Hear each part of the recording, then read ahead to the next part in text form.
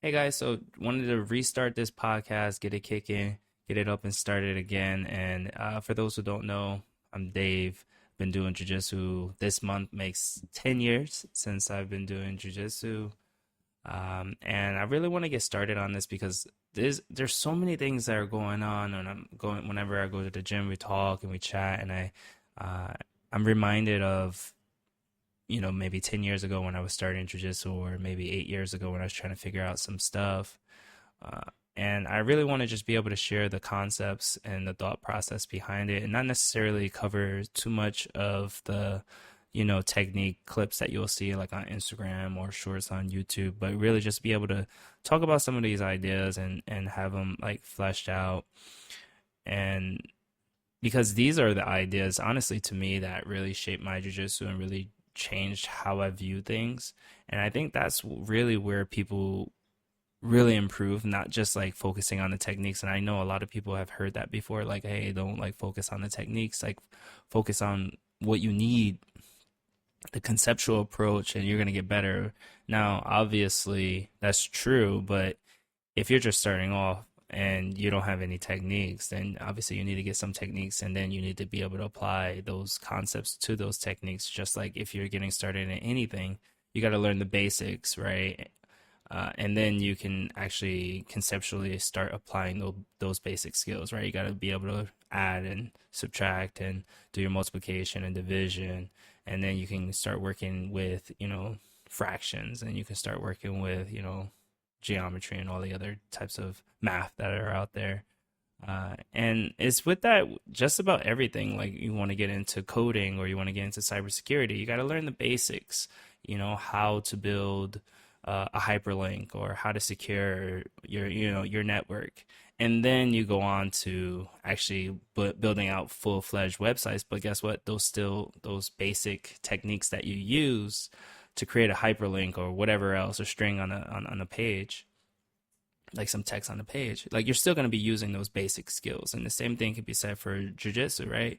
How to do a basic armbar, how to do a basic, grab a kimura, how to do just about anything, right? Like the basic movements, you do need those. And then it's all about concepts and the approach to apply those basic techniques that we have. And so today I really wanted to talk about how we learn things incorrectly. I truly believe that we learn a lot of moves incorrectly, and I think that when you look at let's say when you look at how a basic armbar, like I was just saying, when you look at a basic armbar, usually it's taught with the person laying down, and your uke, or you're the person that you're drilling on, and they're just like laying down on the ground, and you have their arm, right? And then they allow you to do the armbar, or they allow you to do the transition to the armbar. And of course, there's something to be said. Like, again, you have to learn how to do the technique. You have to know that, right? It makes sense. However, I do believe that we're practicing on really bad defense. And I'm going to do another like podcast video or podcast on this in terms of like different tiers of defense, and how it will make you better at jiu-jitsu. But for now, just understand the concept of, if I'm drilling a static move of me just like arm barring somebody who's already laying down without necessarily resisting against me, that doesn't necessarily translate to me being able to do that move live in a row, even if I am like working on the transitions, right? If I'm working on the transitions to the armbar, that doesn't translate. So I remember when I first was getting started, or a year or 2 years in, I'm learning all these different techniques. Even 3 or 4 years in, I'm learning all these different techniques, and I'm not ever like really able to hit them as often, or against better guys. I'm not able to hit them, and I'm trying to figure out, well, maybe I'm just doing the techniques wrong. And the reality is, they're not putting themselves in position for me to be able to apply those techniques. Their preventative jujitsu is better than my offensive jujitsu, and I think that's something that really needs to be talked about, right? Uh, if we're only focusing on attacking like best case scenarios, right? When we have them in the best case scenario, then we're not going to get better. We got to figure out, all right, now I know how to do the armbar. How do I get him to this position? How do I get him to be like, how do I get him in side control? For example, I struggle to get to side control, right? How do I get the person to be here for me to be able to even apply this position? And when I'm in side control, how do I get his arm to be in this perfect spot? Because sometimes I get to side control, but the person's arm is not there. They're underhooking somewhere else. They're ghost escaping. They're doing something where I'm not able to hit the move off, right? And you'll ask some instructors, and I know some instructors that had some in the past, and they just say, that's because you suck, and you got to get better. And that's how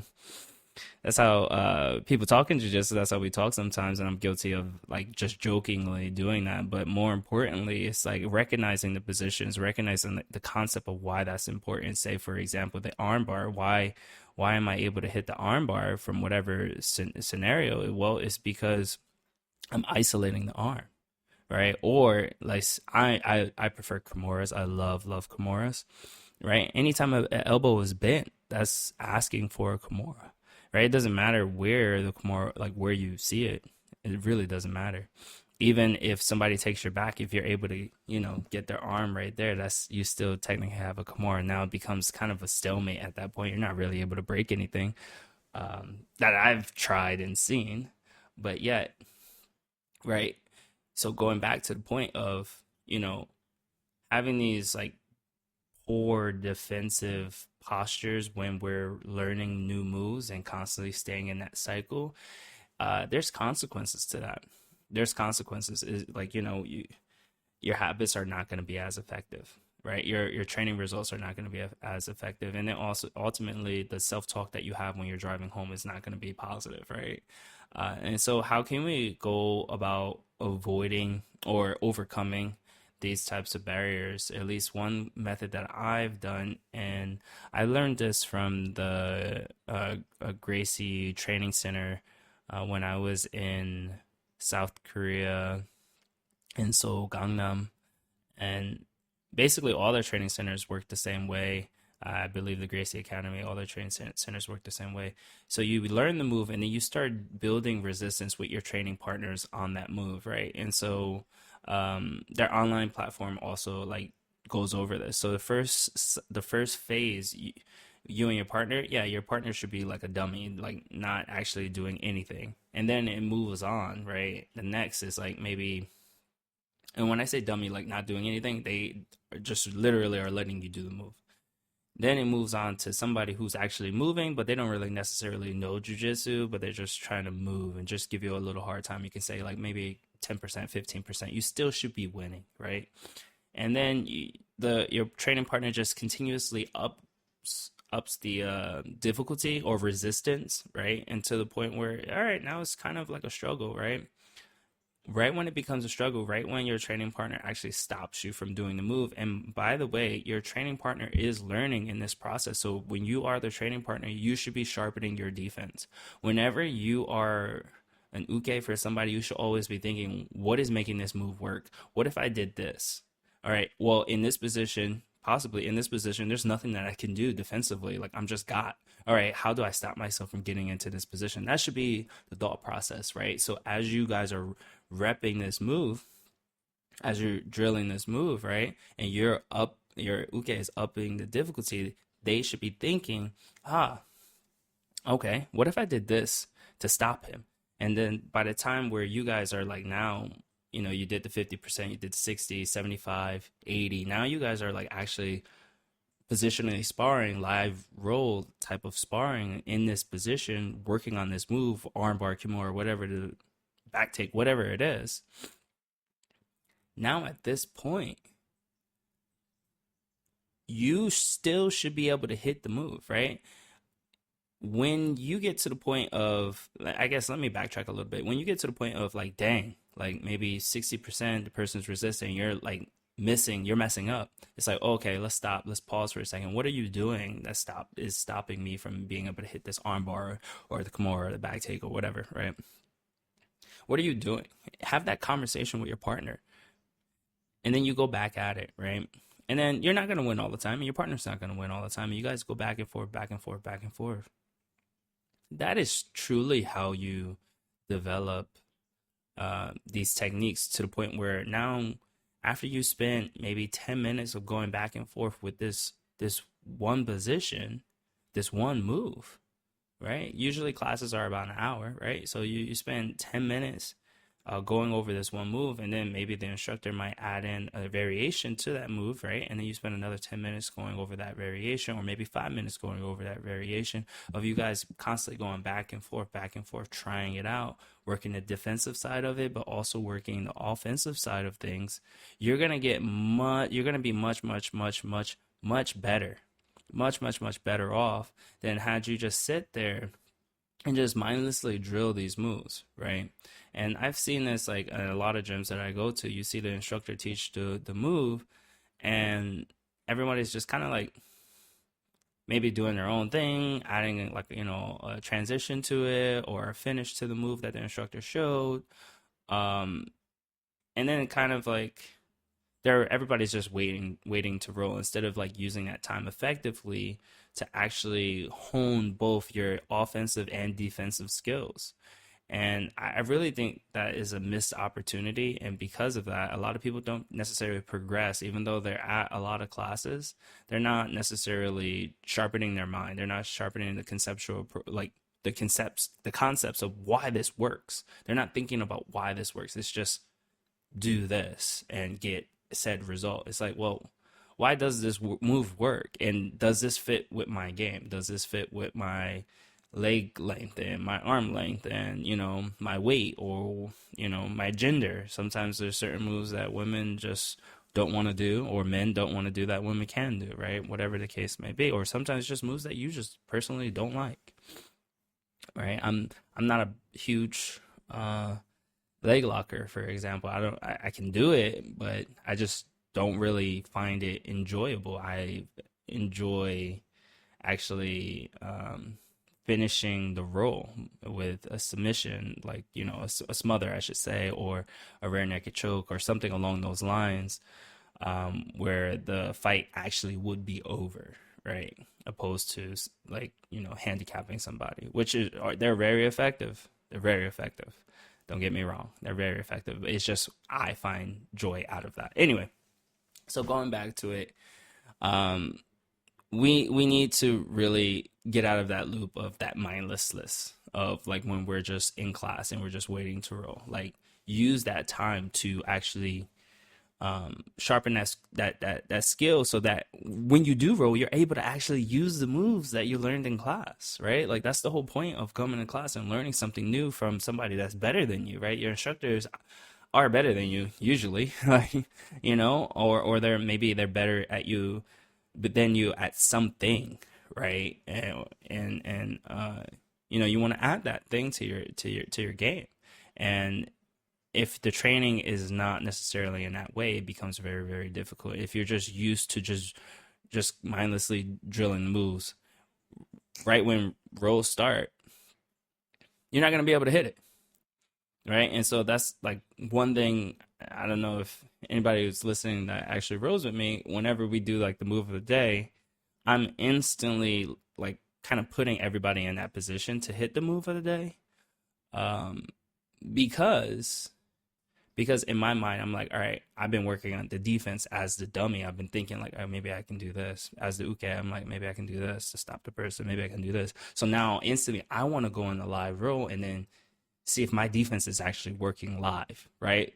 And so I just try to jump straight into that position, not necessarily telling people, hey, let's start there. But I'm going to try to end up in that position. If the person wants to start there, even better for me, right? Because I want to work on that. And those are some ways of, we can really overcome that cycle and really get better. The better you are at defense, I personally feel like the better your jiu-jitsu will become, right? Because then you're going to be less afraid to actually pull a trigger on a couple of different attacks, right? You're going to be, the rounds will actually start lasting longer, which will give you more confidence. And when I say the rounds will last longer, obviously the rounds, if it's 5 minutes, 6 minutes, 7 minutes, 8 minutes, whatever the round is, that's the time, right? But what I mean is the submission won't come as soon as it maybe normally does, right? Maybe you might get tapped within 2 minutes, 3 minutes, 4 minutes, right?